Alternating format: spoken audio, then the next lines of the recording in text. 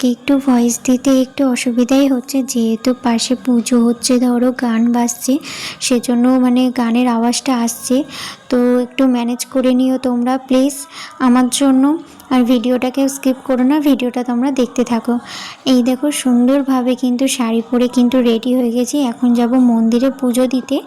আর আজকে তো লাস্ট সোমবার হয়েই গেল, কিভাবে যে দিনগুলো কেটে গেল, শ্রাবণ মাসের 5টা সোমবার কিভাবে কেটে গেল বুঝতেই পারলাম না। তো একটু তো মনটা খারাপ করছেই।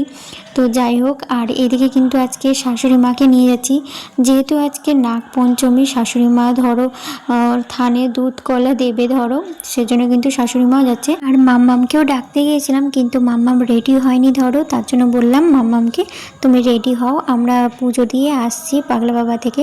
সেটাই বলে কিন্তু শাশুড়ি আর বৌমা দুজনে মিলে চলে আসলাম মন্দিরে। মন্দিরে এসে তো ঘন্টা বাজিয়ে দিলাম, তারপরে এই যে ঢুকে পড়লাম মন্দিরের ভেতরে।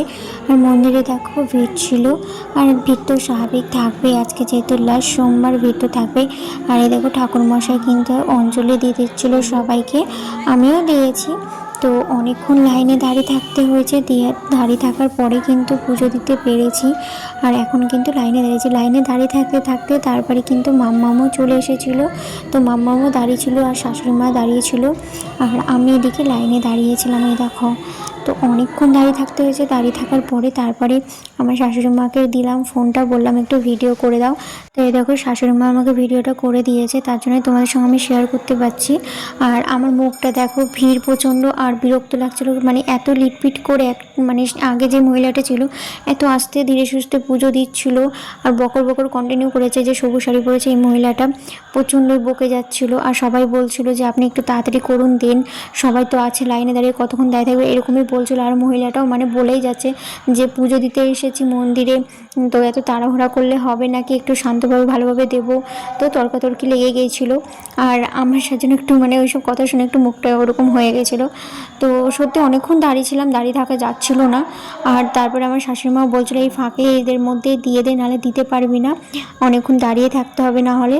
তার জন্য কিন্তু এই দেখো ফাঁকে আমি এইভাবেই দিচ্ছিলাম, কোনো রকমের তাড়াহুড়া করে মানে দিয়েছি।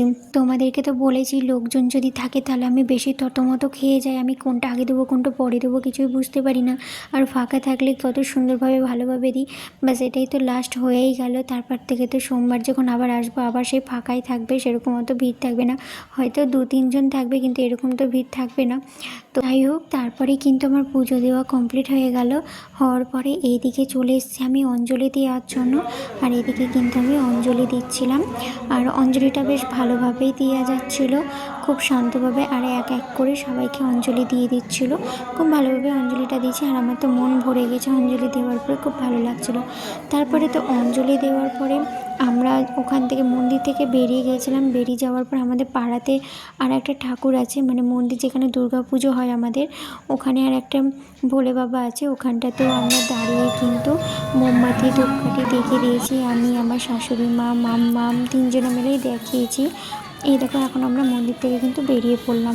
তারপরে তো একটু ঝিরঝির করে বৃষ্টি পড়ছিল, আজকে তো সারাদিন এরকমই হয়েছে, বৃষ্টি ঝিরঝির করে হঠাৎ করে পড়ছে আবার কমে যাচ্ছে, তো এরকম হয়েছে। আর মাম্মা আর আমার শাশুড়িমা একটু আগে আগে যাচ্ছিলো, আমি পেছনে যাচ্ছিলাম, তারপরে আমি আগে যাচ্ছিলাম, এরকমই করেই যাচ্ছিলাম রাস্তাতে।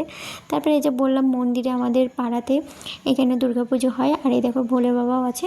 তো এখানে একটু মোমবাতি আর ধূপকাঠি দেখিয়ে দিলাম আমরা 3 জনে, দেখানোর পরে ওখান থেকে বেরিয়ে চলে আসলাম আর একটা মন্দিরে। এই দেখো এই মন্দিরটাতে এসে এই দেখো এখানে কিন্তু আমার শাশুড়ি মা বলছিল তুই দুধ কলাটা দিবি, আমি বিস্কুট খেয়েছি আমি দেবো না। যখন কথাটা বাড়িতে বলে তখন আমি বলেছি কি যে স্নান করলে শুদ্ধ, কোনো অসুবিধা নাই, দিয়ে দিবা, তাই বলেছিলাম। তো আমার সঙ্গে যাবা আজকে লাস্ট সোমবার এরকম বলেছিলাম, তার জন্যই কিন্তু শাশুড়ি মা এসেছিলো। আর এই দেখো এসে ফাইনালি কিন্তু মন্দিরে যখন আমি দিতে যাই তখন অটোমেটিক কীভাবে ধূপকাঠিটা পড়ে গেল বুঝতেই পারলাম না, তারপরে আবার দুধটাও অটোমেটিক কীভাবে পড়ে গেল আমার হাত থেকে বুঝতেও পারলাম না। ভগবানের কি লীলা দেখো, ভগবান কিন্তু আমার কাছ থেকে নেবে না বলেই কিন্তু আমার হাত থেকে ওইভাবে হয়তো পড়ে গেল। তারপরে কিন্তু আমার মানে পিসি শাশুড়ি নিজে থেকেই বললো তুমি দিয়ে দাও, তারপরে কিন্তু মা মানে আমার শাশুড়ি মা নিজেই দিল দুধ কলা, তারপরে থানে দিল, দেখতেই পেলে তোমরা। তারপরে কিন্তু আমরা ওখান থেকে বেরিয়ে চলে আসলাম, আসার পরে কিন্তু মামামদের বাড়িতে ঢুকেছিলাম, যেহেতু পুজোর ঝুড়িটা মামামদের বাড়িতে রেখেছিলাম, তারপরে নিলাম। তাড়াতাড়ি করে তো মামামদের বাড়ি থেকে আবার বেরিয়ে পড়লাম, বৃষ্টি পড়তে লেগেছিলো। তারপরে বড় ফোন করেছিল, যেহেতু ওর 2:30 থেকে অফিস, ওকে খেতে দিতে হবে বলে, তার জন্য ফোন করছিল রাস্তাতে। তারপরে তো খুব তাড়াতাড়ি চলে আসলাম, এসে তারপরে ওকে আমি নিজের ড্রেস না চেঞ্জ করে ওকে আগে খেতে দিলাম। ওর খাওয়া কমপ্লিট হয়ে চলে গেল, তারপরে আমি উপরে আসলাম নিজের খাওয়ার নিয়ে। ভিডিওটা কেমন হয়েছে অবশ্যই কমেন্ট করে জানিও, আর সোমবারটা তোমাদের কেমন কাটলো লাস্ট সেটাও জানিও। আর ভালো থেকো, সুস্থ থেকো।